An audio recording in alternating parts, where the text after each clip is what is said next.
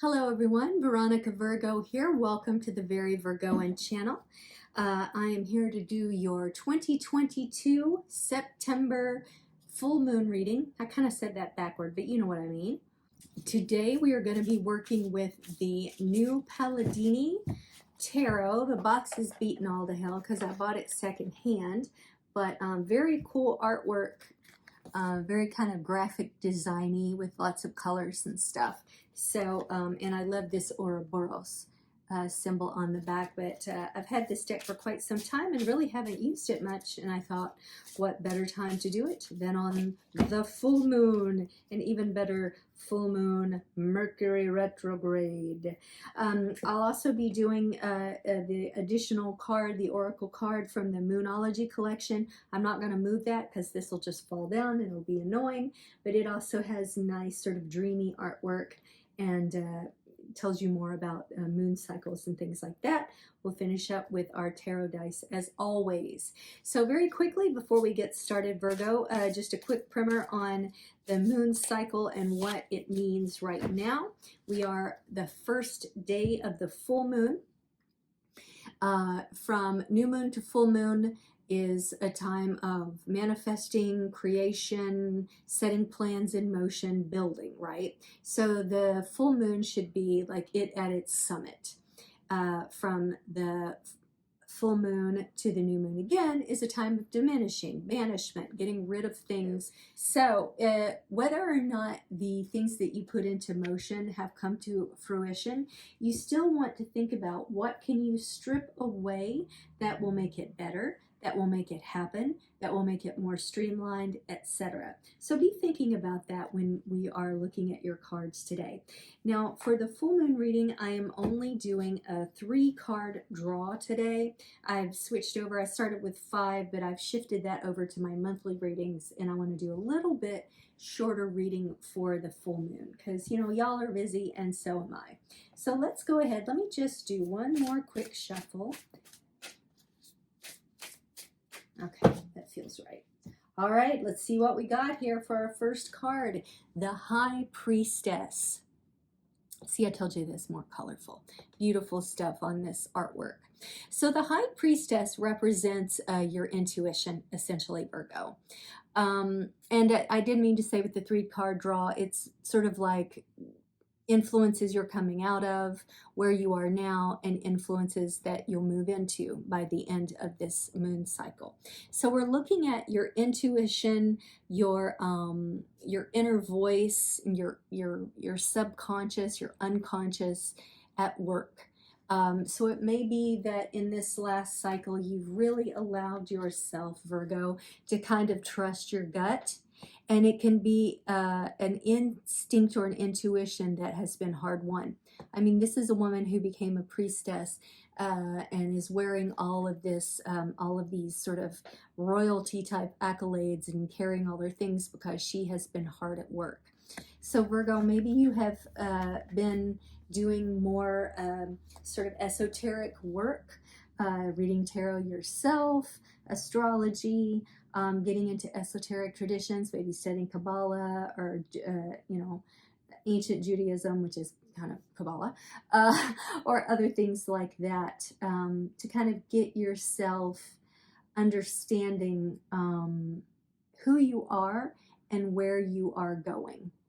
All right, so that's kind of what's been going on with you. Let's see how that speaks to what you are moving into. 7 of Cups. Now, there's a whole lot of dreamy things going on here. You've got fire, water, a snake, the sun, the moon, rainbow, and this like lush foliage, right? So sort of representing all the elements of experience. I think you will move into a period of great exploration or daydreaming, not in a way that's like not using your time wisely, but maybe allowing yourself to dream about stuff so that you can make a plan, whether that's in creating a business or figuring out where your life needs to go real soon. But like, take the time to be in the present with these thoughts, because you're already coming into it, Virgo, with this very finely honed sense of understanding that's almost otherworldly. It's almost magical, and that you're seeing synchronicities in your life. You sort of feel like the path is being put out for you. You just need to follow the signs. So allow yourself to fall into that and think about, okay, here's what all I've learned thus far. What things can I do, or can I immerse myself into to learn even more about the direction that I need to go? And take time to write some of these down or record them into whatever recording device you use, Virgo. And I think it's going to help you to know how you want to go into the next moon cycle. The Fool. That doesn't mean by doing this you turn into a fool. What it means is that by doing all this, trusting your intuition and trusting the signs, thinking about what new ventures you need to do and how you're going to get there, then you can set out on it within 2 weeks' time. By the new moon, you can start a whole new project, a whole new way of being, with a flower in your hand and a staff by your side, and looking toward the sun and saying, this is the new me. This is the new Virgo. This is what I'm going to do now. And you know, we all don't have to do one thing. You can have all kinds of multiple interests, which I think could also be connoted here by the Seven of Cups, and that you don't have to have just one interest. But maybe you can combine all of those interests and put yourself into this position where they all sort of meld together and they create this new path for you, Virgo. It's very exciting, and being a Virgo myself, I am totally stoked with this reading because I do have some things I want to put into place. I will say, and please watch your Mercury retrograde reading to give more context to this, but I wouldn't like pull the trigger on anything at least through October 1st, but you can do all the planning you want until then, okay? And of course you can do anything you want. You could start a business tomorrow. I'm just saying it would maybe be best if you wait until after the beginning of October. Let's see what our Moonology card says for us. There's two of them stuck together, so we're going to go with both. Ooh, I like this. Luck is on your side, and work through your fears.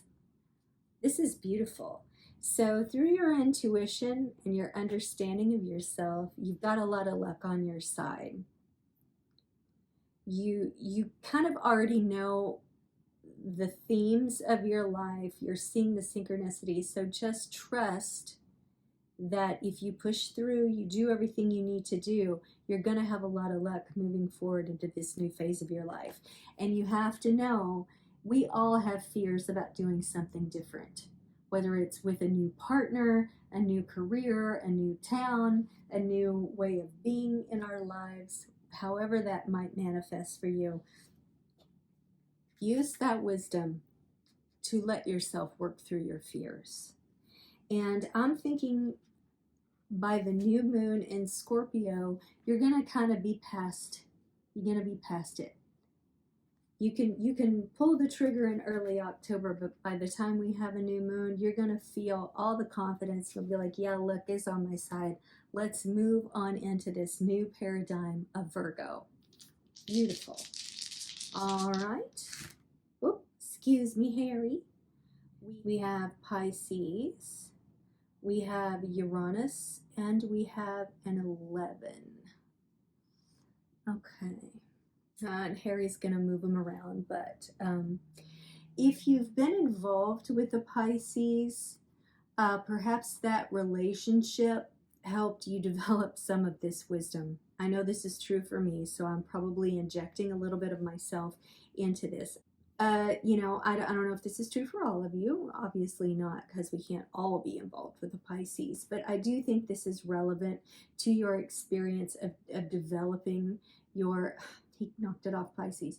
I think this is true to the development of your intuition. And it may be that you have like your Mercury in Pisces or your Venus in Pisces as well. I feel like this is relevant to your past. As for the 11, now the luck is on your side. New moon in Sagittarius. Some folks in Sagittarius are born in November. So I'm wondering if around November of last year is maybe when you started thinking about like, damn, I got to turn my luck around because things are not working for me at all. And I'm going to have to change some stuff, right? That's what I'm feeling there. And as far as the Uranus is sort of an eccentric planet. And it's also very expansive. It has to do with like deep humanistic change. So I'm thinking, Virgo, some of us have like a really big picture project that we want to jump into with both feet. Okay, Harry, that is enough already, buddy. You want to jump into it with both feet and you want it to have, and there it goes. And then he just walks off. My Virgos with cats, you know exactly what I'm talking about. But back to the Fool and back to expansion. This idea that you have is going to be amazing. It's going to change people's lives. So work through those fears and you're going to be golden. I mean, the sun is carrying you through. You're never going to feel more apart, like a part of yourself. What am I trying to say? You're going to feel in your element. That's what I'm looking for. If you follow this new path, you work through your fears, and you trust that it's going to be an expansive thing that's going to change the world. Okay, I know that was broken up by a lot of like me having to deal with a cat, but I hope it was useful for you, Virgo. And thanks for watching. Please like, comment, and subscribe, and I'll see ya on the flip side.